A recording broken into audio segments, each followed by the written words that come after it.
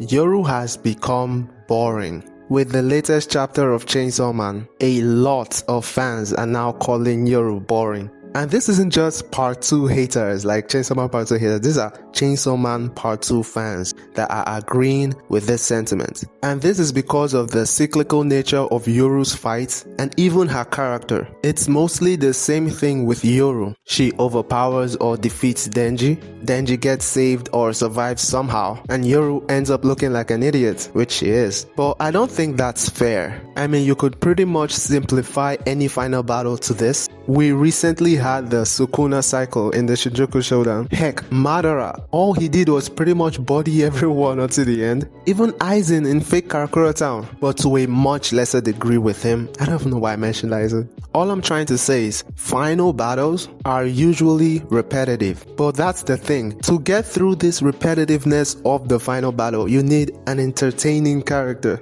as your villain. And let's face it, Yoru doesn't have that sauce. Now, before you misunderstand, I don't think Yoru's a bad villain. I enjoy her character as well. I'm just saying she's not a traditional main villain, which works to a certain extent and then stops working. And not to mention using the same bang a billion times. It also doesn't help that Yoru's an idiot and a sore loser. But when you really look at it, I don't think you can pin all the blame on Yoru for this. I think it's a problem with part 2 in general. To put it lightly, the cast of characters in Chainsaw Man Part 2, especially the latter half, isn't the best. And in a climatic battle like Yoru vs Denji, you need characters that you care about to be there for tension. And on top of having not that many interesting characters introduced in Part 2, the ones we have are either MIA or dead. And while that is not inherently a bad thing,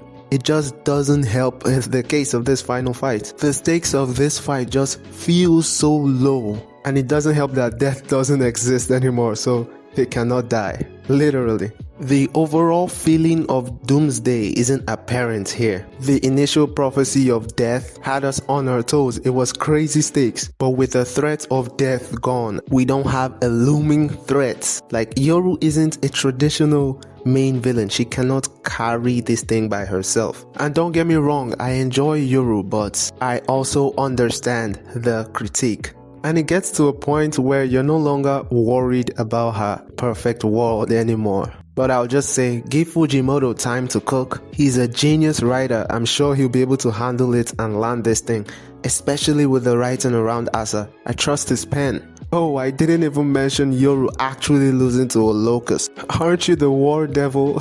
What? You know what we need? We need Yoshida. Yes, while everyone else is coping about Nayuta and Rize, I'm with Yoshida. Cause what do you mean? Who could have been the most interesting character in part 2 was just wasted. Anyway, that's all I gotta say. Tell me your thoughts on Yoru being quote unquote boring. Is this final fight hitting you like crack or nah? Also your takes on part 2 in general. Thank you so much for watching all the way to the end, and I hope I see you next time.